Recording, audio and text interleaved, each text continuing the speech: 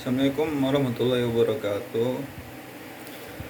Nama saya Rasidi Maulana. Saya dari kelas 6B dengan NIM 2002020077. Saya di sini ingin menjelaskan materi tentang akal, nafsu, dan kolbu. Untuk memenuhi jawaban nomor 5, yaitu membuat video tentang bagaimana cara membuat media pembelajaran. Oke, langsung saja.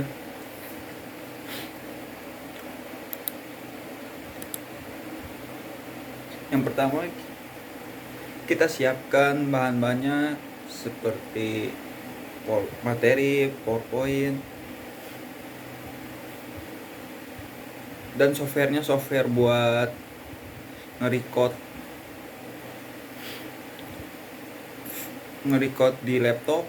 Itu namanya video recorder, bisa di-download di Google.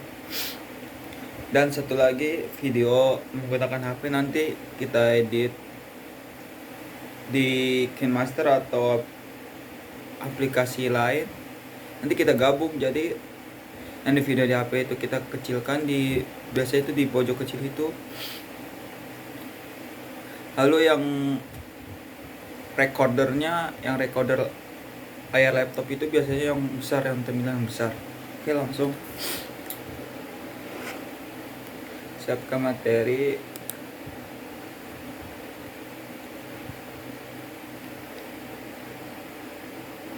Lalu kita buka video recorder.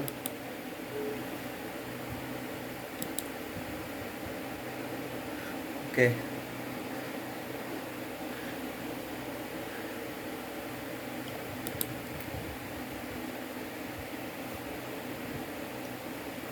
Oke, udah siap.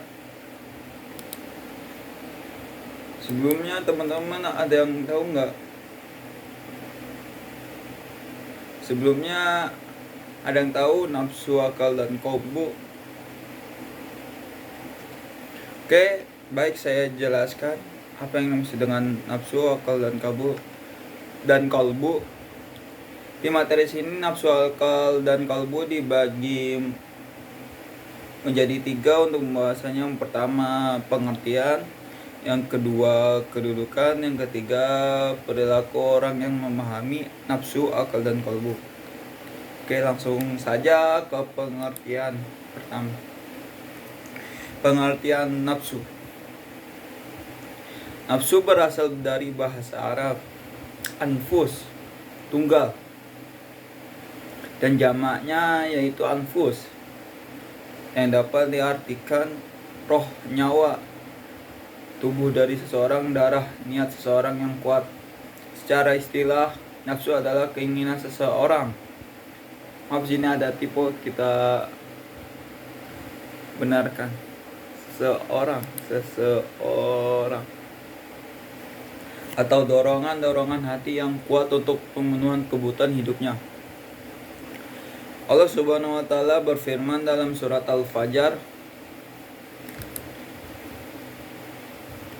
ayat 27 sampai 30.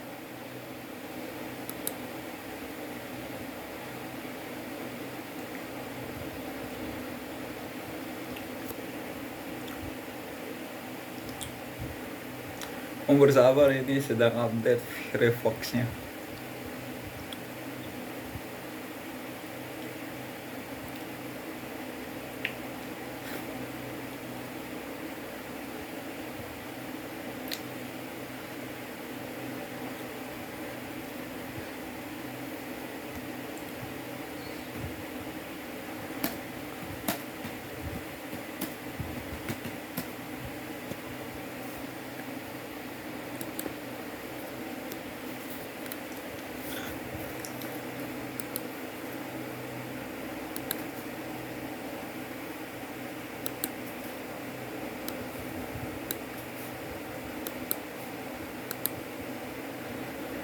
A'udzubillahi minasyaitonirrajim. Bismillahirrahmanirrahim.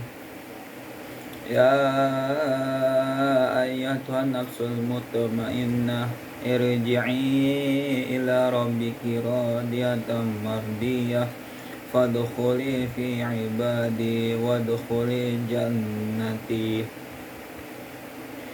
Wahai jiwa yang tenang, kembalilah kepada Tuhanmu dengan hati yang ridho dan diridhoinya. Maka masuklah ke dalam golongan hamba-hambaku, dan masuklah ke dalam surgaku. Dan surat Al-Qiyamah ayat 2.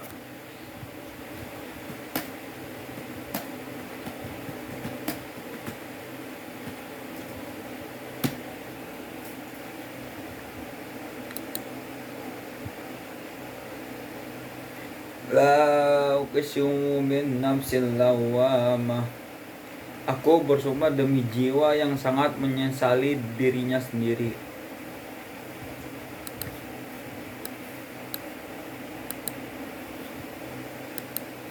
Pengertian akal. Akal berasal dari bahasa Arab al-aql. Kata akal adalah masdar dari kata aqala yanqilu aqlan. Maknanya adalah kemampuan memahami dan memikirkan sesuatu.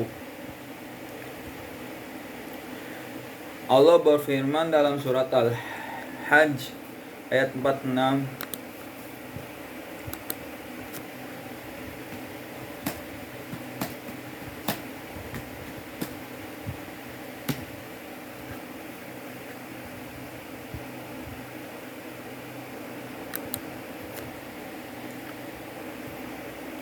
A'udzubillahi minasyaitonirrajim. Bismillahirrahmanirrahim.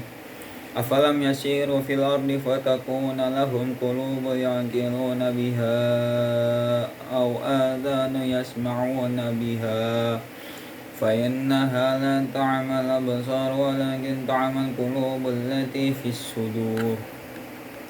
Tidaklah mereka berjalan di bumi sehingga hati mereka dapat memahami atau telinga mereka dapat mendengar. Sesungguhnya bukanlah mata itu yang buta, tetapi yang buta ialah hati yang berada di dalam dada. Apa yang dimaksud dengan ayat tersebut? Di dalam buku ini, di dalam buku Meneladani Akhlak kelas 2 kelas 11 Madrasah Aliyah program keagamaan.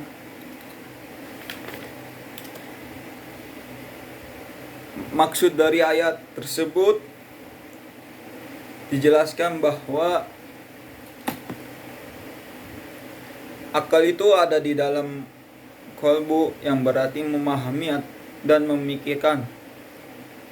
Yang kilu atau sama dengan al-kolbu, yang berarti memahami dan memikirkan, itu dilakukan atau kata kerja.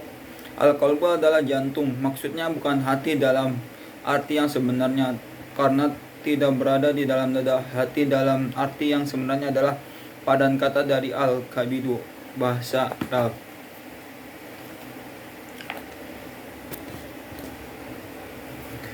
Kita lanjut. Yang ketiga, pengertian kolbu. Hati secara fisik adalah organ tubuh manusia yang tersimpan dan terlindungi oleh belulang. Hati secara spiritual merupakan sesuatu yang halus, robania atau ketuhanan, kerohanian, dan mempunyai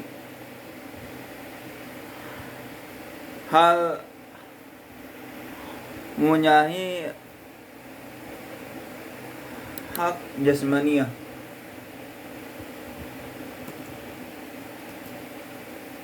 Mempunyai hak yang jasmaniah. Sesuai yang disabdakan Rasulullah SAW, yang artinya sesungguhnya dalam diri manusia terdapat segumpal daging. Jika segumpal daging bagus, maka baguslah seluruh anggota tubuh. Jika gumpalan daging itu rusak, maka akan rusak pada seluruh anggota tubuh. Sungguhnya gumpalan daging itu adalah hati. Hadis riwayat Al-Bukhari. Yang kedua, yang pembahasan yang kedua, kedudukan nafsu. Nafsu adalah elemen jiwa yang berpotensi untuk melakukan amal yang baik dan buruk.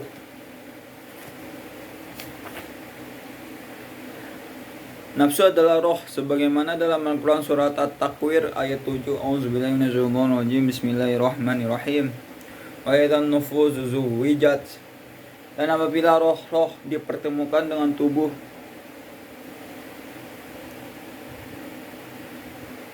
nafsu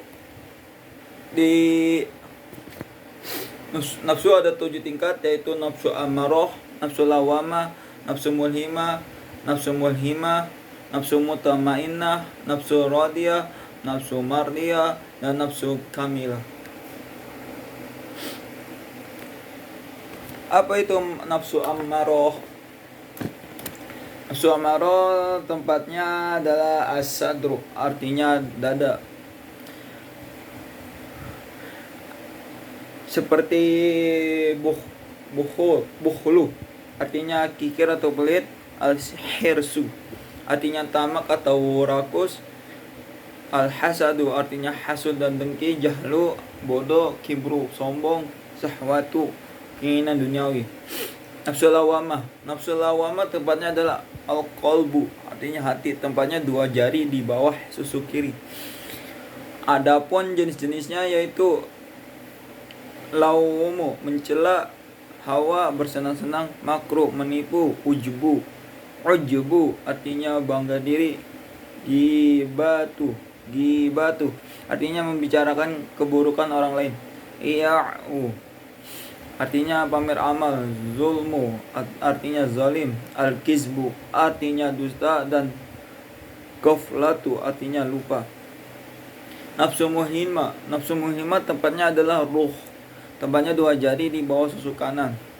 As-sahwatu, artinya murah hati. Qana'atu, artinya merasa cukup. Hilmu, artinya murah hati. Tawadu, artinya rendah hati. Taubatu, artinya taubat atau kembali kepada Allah. Sabru, sabar. Tahammul, artinya bertanggung jawab. Nafsu mutmainnah tempatnya adalah asir, artinya rahasia. Tempatnya 2 jari di samping susu kiri ke arah dada.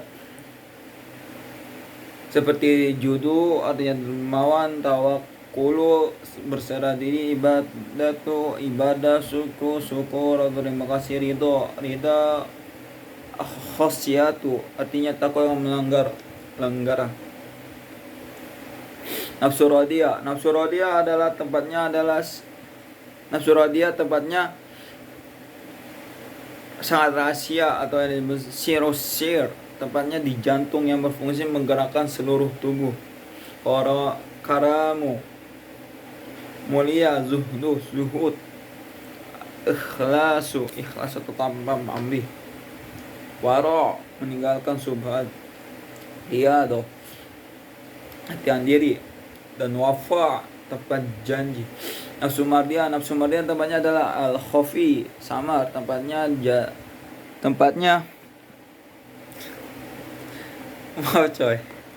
tempatnya 2 jari dari samping susu kanan ke tengah dada. Adapun jenis-jenisnya yaitu husnul khuluqi, artinya baik akhlaknya. Tarku ma siwalah, artinya meninggalkan segala sesuatu selain Allah. Lutfu bil khalq, lembut kepada makhluk. Hamluhum al-anas, salah mengurus makhluk pada baikan. Afuwan zunubihim, memaafkan kesalahan makhluk. Dan al-ma'il ilaihim lil ikhrajihim minaz zulumati at-taba'ilihim wa anfusihim ila an-nawari arwahihim, artinya menyertai makhluk dan cenderung perhatian kepada mereka guna mengeluarkannya dari kegelapan keburukan watak dan jiwa-jiwanya ke arah cahayanya ruh-ruh mereka. Nafsu kamilah tempatnya adalah Ahwa artinya samar, tempatnya di tengah-tengah dada. Seperti ilmu yakin, ainul yakin, haqqul yakin. Lanjut. Kedudukan akal. Akal adalah alat untuk berpikir dan memahami ayat-ayat Allah, baik yang kauniyah maupun Qur'aniyah. Apabila seseorang telah mempergunakan akalnya dalam berpikir dengan baik dan benar, maka keimanannya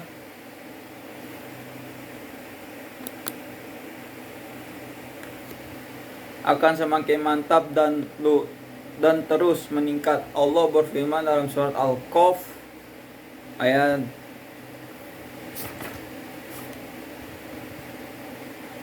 37.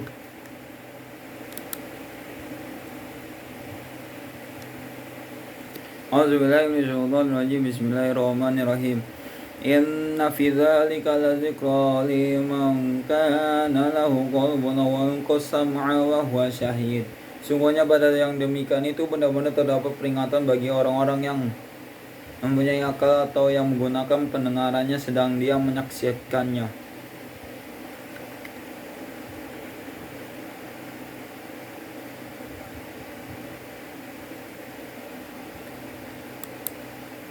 Kedudukan kolbu. Bukanlah hati yang berbentuk segumpal darah itu, tetapi sesuatu yang berada tepat di bagian tersebut, yaitu berupa kolbu yang merupakan sebuah latifah atau titik sensor dimensi ketuhanan yang tidak mempunyai bentuk fisik sebagaimana dipahami oleh sebagian kita. Untuk membuktikan bahwa kolbu itu bukanlah daging hati, kita biasa melihat dan menyaksikan seekor ayam atau kambing yang kita potong, kemudian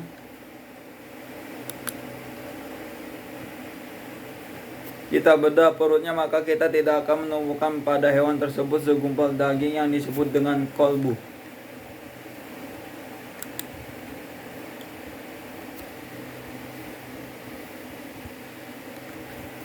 Perilaku orang yang memahami nafsu, akal dan nafsu.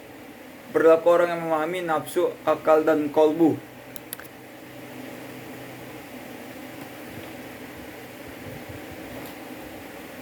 Yang pertama, dapat menggunakan nafsu, akal dan kolbu untuk hal-hal yang positif sehingga bermanfaat untuk diri sendiri dan orang lain. Dapat menjaga nafsu agar tidak terjerumus pada hal-hal negatif dalam kehidupan sehari-hari. Dapat mengasah kolbu agar merasakan rasa iba dan memahami ilmu agama dan ilmu kehidupan dalam kehidupan sehari-hari. Dan dapat menjaga akal dari hal-hal yang negatif. Cukup sekian dari saya untuk memenuhi UTS nomor 5. Sekian. Billahi taufiq wal hidayah. Wassalamualaikum warahmatullahi wabarakatuh.